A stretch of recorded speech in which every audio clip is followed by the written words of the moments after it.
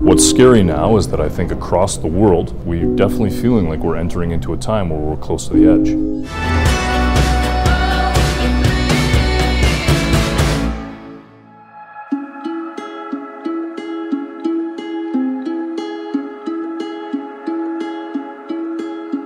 I once was a child with innocent eyes. I sometimes get asked, is there a specific political message in the game? And is it a commentary on America? And the answer is no. It's not specifically looking at America, but I think globally, when we started to talk about the ideas that kind of built the game, the one that I come back to is that when I was a little kid, and I lived not too far from Montana, north of it in Alberta, I definitely had this feeling as a little kid that I was afraid of the fact that at the time, the Cold War was still on. And I felt like the end of the world could happen. I was just a little kid and I was terrified of it. And I think that that feeling that looking up, somebody could just press a button. It was in all of the entertainment I was watching, Terminator, war games, all these different things. It felt like the end of the world could happen. And then later when the Cold War ended, that feeling disappeared. It was gone for a long time. And then about 3 or 4 years ago, it definitely came back. And it took me a little while to understand what it was. And I was walking downtown Toronto and there was a guy wearing a sandwich board and it said the end of the world is nigh, or something to that effect. And I remember thinking, yeah, he's right. And then I remember thinking, that's the first time I've ever looked at somebody with that message and thought they're not crazy.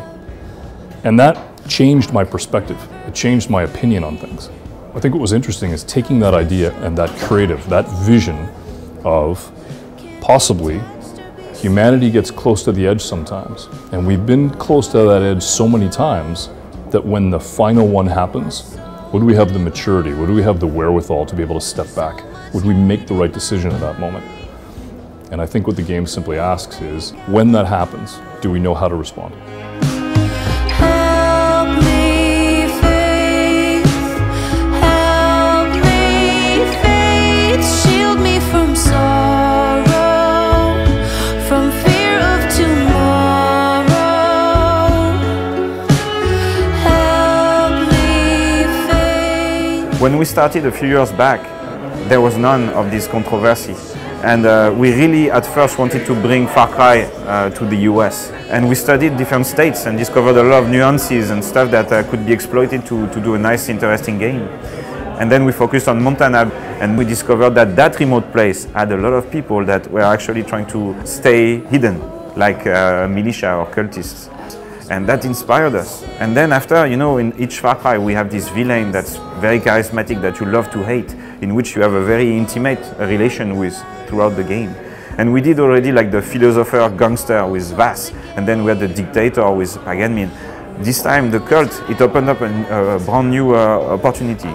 And we started with that a few years back. And then reality kind of caught us on us. But we created that world, which is kind of a parallel world, our own little fantasy world of Montana and the cult.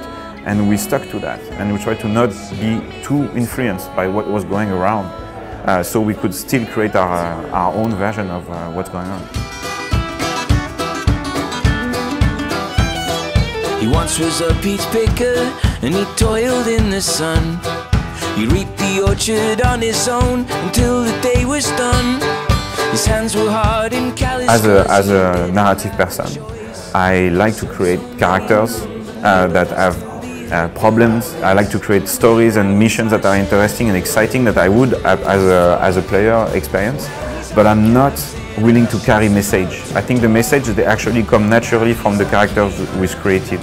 They're set in a world that has certain problems and they face certain challenges, and naturally it will bring thematics. But I didn't have an agenda. I didn't want to bring an agenda on the table. I wanted to bring cool characters and nice stories.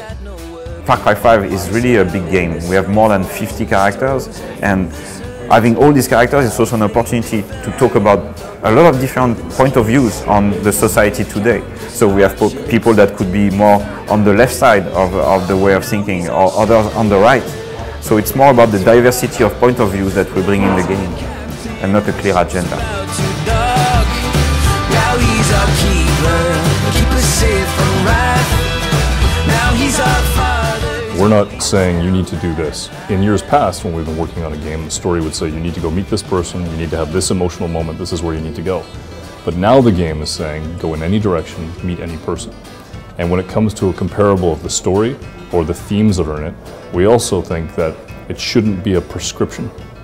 The game isn't telling you what to do. I think we have enough of that going on. It's not telling you how to think. I think we have enough of that going on right now in the world. What it's doing is it's offering you different opinions, different opportunities, and your opportunity to tell the story that you want to tell as you play the game. We slandered him with every crime there was within their laws. He had to face 1,000 liars till he knew his cause.